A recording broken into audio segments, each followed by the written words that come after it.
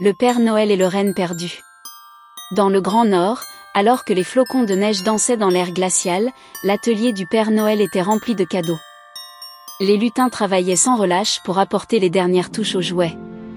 Comme d'habitude, le Père Noël se rendit à l'écurie pour vérifier son traîneau et ses rennes. Mais lorsqu'il remarqua l'absence de Rudolf, le chef de son attelage, une inquiétude s'empara de lui. « Où est Rudolf ?» demanda le Père Noël, s'adressant aux rennes présents et aux lutins de son équipe. Les autres rennes se regardèrent, désemparés, car aucun d'eux n'avait vu Rudolf de la journée. Le Père Noël prit une profonde inspiration. Sans Rudolf, livrer les cadeaux à temps dans le monde entier était presque impossible. Son nez rouge brillant était indispensable pour guider le traîneau lors des nuits sombres et orageuses. Le lutin en chef, Tinker, réfléchit à une solution et finit par s'exclamer avec enthousiasme. « Nous pourrions suivre les traces de son nez. Peut-être a-t-il laissé une marque sur la neige. » Une équipe de recherche fut rapidement formée.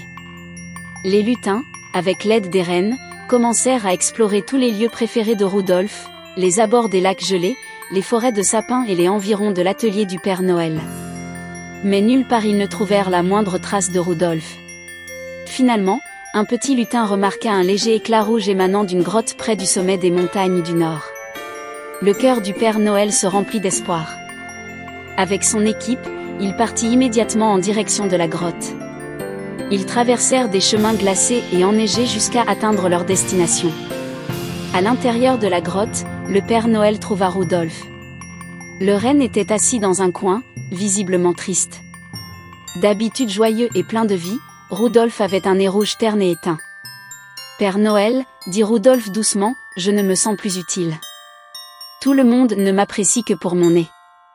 Peut-être qu'un autre pourrait faire ce travail mieux que moi. » Le Père Noël s'assit à côté de Rudolf.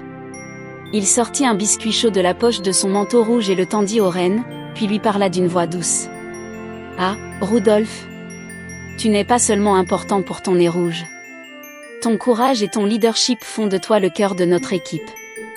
Grâce à toi, nous pouvons livrer les cadeaux à temps aux enfants. » Rudolf fut légèrement touché par les paroles du Père Noël, mais il se sentait toujours inutile. À ce moment-là, des voix se firent entendre à l'entrée de la grotte. Les autres rennes et les lutins s'étaient rassemblés pour chanter une chanson de Noël dédiée à Rudolf. La chanson parlait de son courage et de son caractère unique. Les paroles touchèrent profondément Rudolf, et son nez commença lentement à briller de nouveau.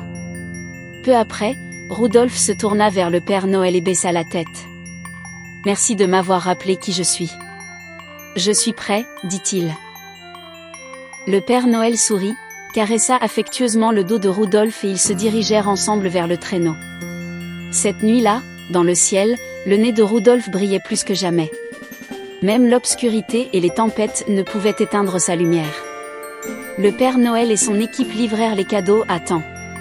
Cette année-là, les enfants reçurent non seulement des cadeaux, mais aussi des histoires qui leur rappelaient la véritable magie de Noël.